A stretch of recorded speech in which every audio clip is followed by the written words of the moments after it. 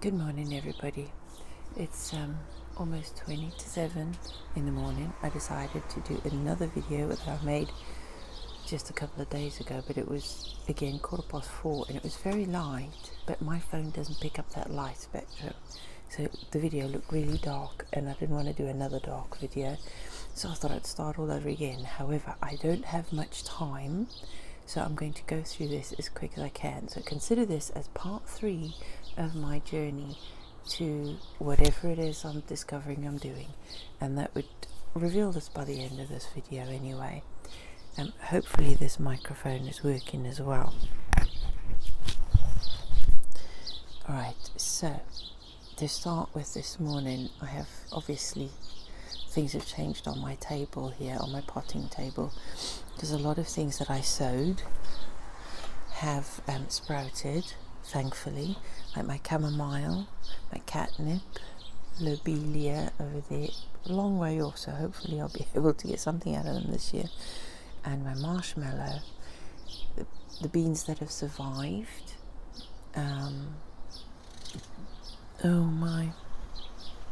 quite a few things have happened. I've rescued those, which I think is my campanula from the bed. The slugs have wrecked it, so once they're up and strong and healthy again, I'll put them back in.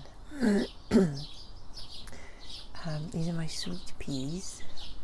They'll be going out in the front garden along that trellis as soon as they are slug resistant, which means they have to be a lot bigger and stronger than that. So I'll be having late flowers this year. My feverfew seeds that I just gathered and scattered over there have actually sprouted, so I'll be separating them out soon. Not much else happening with the seeds just yet. I do have more seeds to sow. I'm running out of time. I think this month will almost be the last opportunity for most vegetables to be able to sow, so that I have stuff for winter. So it'll be a busy month this month. As you can see, I've transplanted the kales and the broccoli into this bed. I've got my loofah plants there. I hope that they will mature long enough, because they really struggle to get started.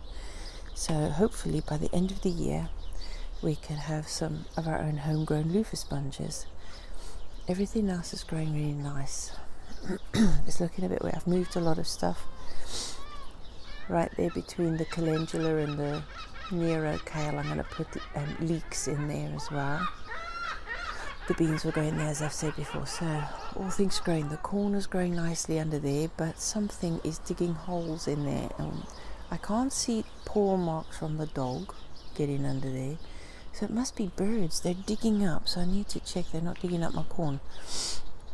It's been raining, but not a great deal. We've only had a few inches in the water butt going up, but obviously the ground needs it.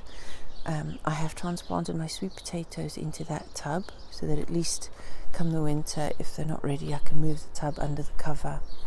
I've also planted out my patty pan squashes, transplanted some strawberries, and they've got some lovely fruit ripening on there.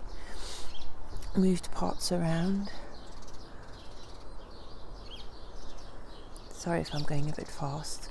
I'm just trying to get this all done before my granddaughter wakes up.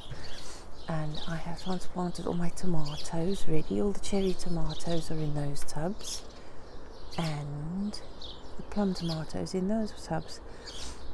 And everything seems to be going alright. I still need to cut that hedge. There's my hazel bush in the corner there. Things are going really nicely. I also even planted up the tins on the shed with some nasturtium, cherry tomatoes and strawberries, so hopefully they do alright. They'll be fine. I've moved some of these to make space for the tomatoes right by the pond.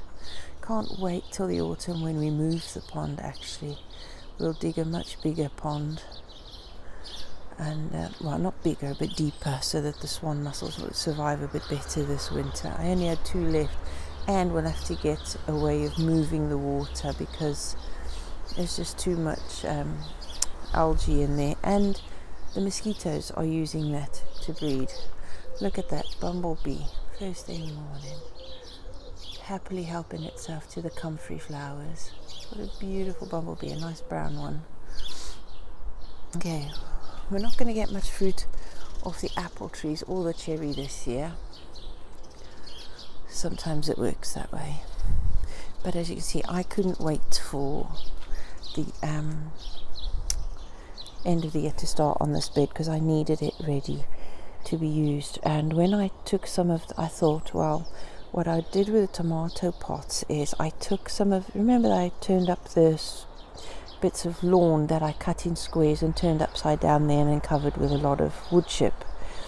Well, I decided I was going to use some of that lawn pieces, what was left of it, in the bottoms of the pots because it was clay and it has water holding properties. So I took, as I moved the wood chips aside and started putting up pieces of the squares of lawn to put in the bottoms of the pots, I noticed that there were hundreds and hundreds of worms in this bed, and the chips that I put between the bottom lawn and the upturned lawn pieces, they were already full of mycelium. There was mycelium growing all the way through the pieces of sod that were turned upside down, and there were loads of worms. And I thought, oh, that's fantastic.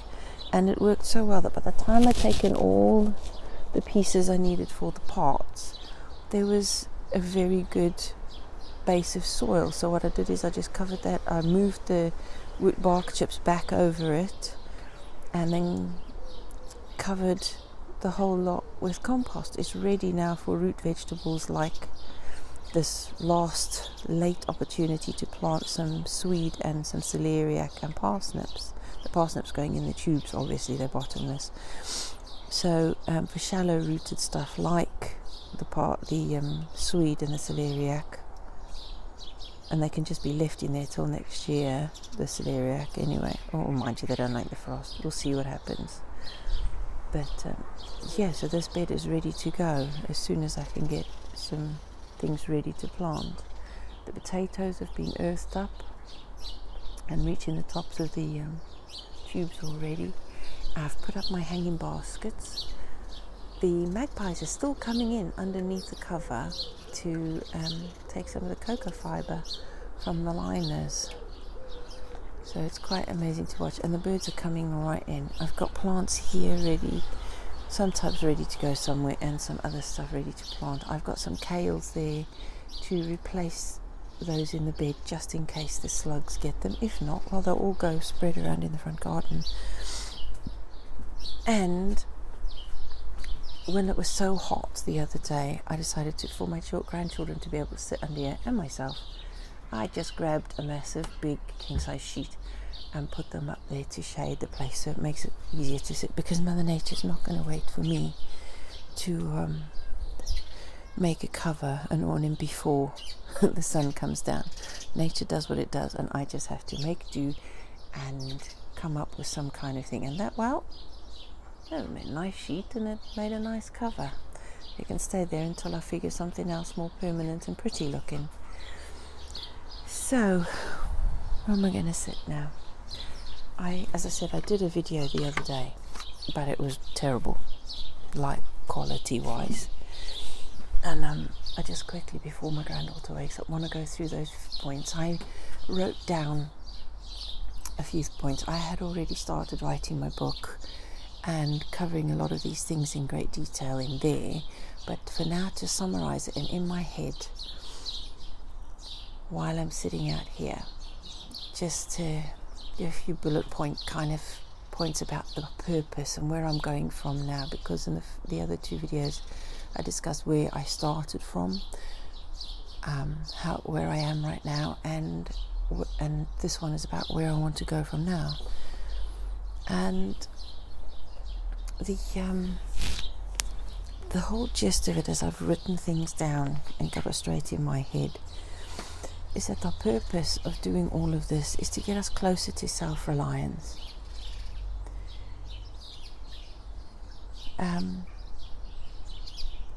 We all have moments of self-reliance in some way or another of some things, but for our family, we desperately want to be financially self-reliant not dependent on help from outside sources such as benefits or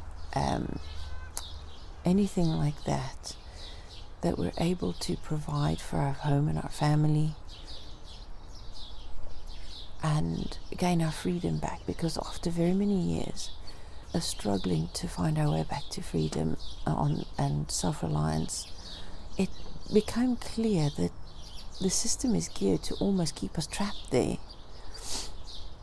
It was a fantastic thing to start with. It really, really helped at the most important and necessary times when we really needed it.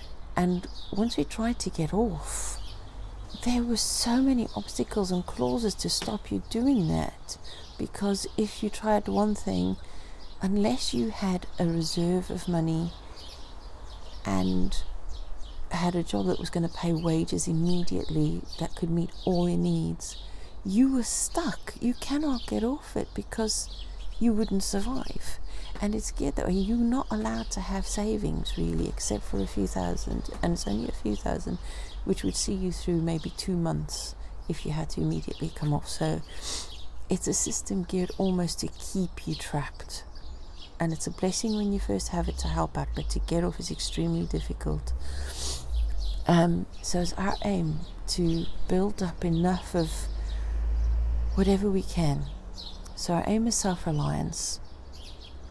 And also, as I've said before, I wanted to create a garden and a home where my family and visitors and friends could come in and feel at home, to feel safe, to feel relaxed, to unwind. And, that was also important. That was part of, there's lots of different types of self-reliance. There's financial self-reliance, there's spiritual self-reliance, there's emotional self-reliance as well. And I'm hoping that we could, in everything we do, cover all of those for anybody who comes into our home, be it family or visitors or friends, that we inspire, that we help to feel happier and healthier.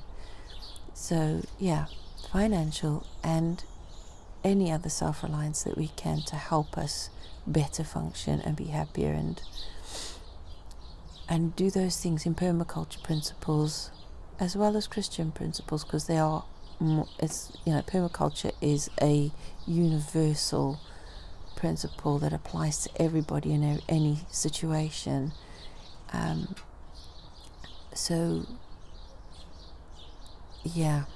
and pondering on that. And of course, when I did the last video, I had everything written down on a little card with bullet points so that I don't forget. And now I'm racking my brains. One of the ways we'd like to be financially self-reliant, to get us, to when we get to that point, is to be able to have multiple streams of income, maybe 3, 4 if possible, so that if any one of them fails, there's still the other 3 to carry on with until the other picks up. But we'll kind of concentrate on things like my husband's crafts for Christmas time, because it takes a very, very long time for him to be able to make stuff. So even if it's just once a year and we're able to use that as one part for a season, because a lot of income things will be seasonal based, so we'll use that for that time of the year. And also other crafts that I do, whatever else I can come up with, because I love crafting, I love making stuff, upcycling, recycling and all sorts. And if I've done it for my home, why can't I do it to sell as well? So I shall build up a stock of things that I could do when we're ready. So hence the spare bedroom upstairs with many shelves of fabrics and crafting bits, and even a corner of the living room taken over with crafting bits. So if we can build up a stock over a few years of things that we could use. And then as well, so there's the crafting, there's my books that I want to write. I've written one and I'm busy writing another. So I will continue writing, and I'll let you all know about those when I'm closer to publishing and sorting that out. So books, and then courses. I'd like to be able to teach courses. Now I did a PDC, Permaculture Design Certificate, but that's just for me. That imparts knowledge skills, experiences, and a certificate to say that I've done all of those things and I can use them. But to teach permaculture, I would have to have a diploma. That's out of our financial reach, and also in the way of time and travel. I cannot do that in my life or in my family. It's not possible for me to do that. So even though I won't teach permaculture, and I have some issues with the way that works anyway, and I would rather use the skills that I have. And they're not professional skills, they're not impressive things, they're just everyday life skills that I've had to learn out of necessity. And I think when I look around, there are a lot of people in need of those. So I can think of ways that I could teach courses like gardening, like homemaking, upcycling, recycling, preserving, things like that, little mini courses that would be cheaper for people to afford rather than set courses. So I teach modules that people want. If there is something of a, that they'd like to do, then they can do specific ones instead of doing a whole course of things they might not use.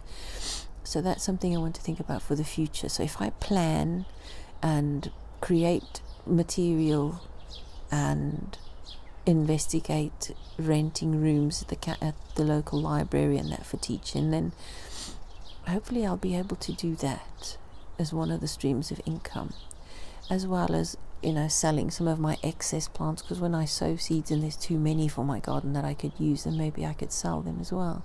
So there's ideas of multiple streams of income, so that there's resilience there, so that if anything does slow down a bit more, or if something is seasonal, then I can pick it up with something else. So that's the idea there. And let's see if I've missed anything. Yeah, so then I will, hopefully the aim and the goal, because we need goals to help us to move forward, to focus on what it is we want to do and when we want to achieve it by, because if we don't have a goal of an achieved by date, there's nothing to move us forward. So moving forward, I want to plan on us being closer and ready for self-reliance and independence within 3 years. I planned on that more than 2 years ago. I planned on being independent within 5 years. So we're sort of getting a clearer picture now, but I think realistically to build up enough and a tiny reserve as far as we're allowed to, because we want to do everything within the law and within be morally and ethically in our boundaries. We don't want to do anything that is not ethical or moral. So I will make sure we've got things ready so that we can attempt to be self-reliant and go independent and gain back our freedom within 3 years, if that makes sense to everybody. I keep being warned to be careful, but there are many people in our situation who really need and want to escape and are finding it difficult because we've tried all the avenues. We tried going back to work, and with health issues it just made things worse. We have to find other ways. The system isn't geared to help you find ways to find jobs and to find ways of being self-employed, or that is up to you. You have to be self-reliant in that. They will provide means like using computers at the job centers to find jobs. They will put up lists of jobs, and half the time those jobs are either already gone or don't exist anymore. So it's not, and it's quite dictatorial, because you have to spend so many hours a day on the computer looking for jobs, approve it, because they link onto the system to check if you have. And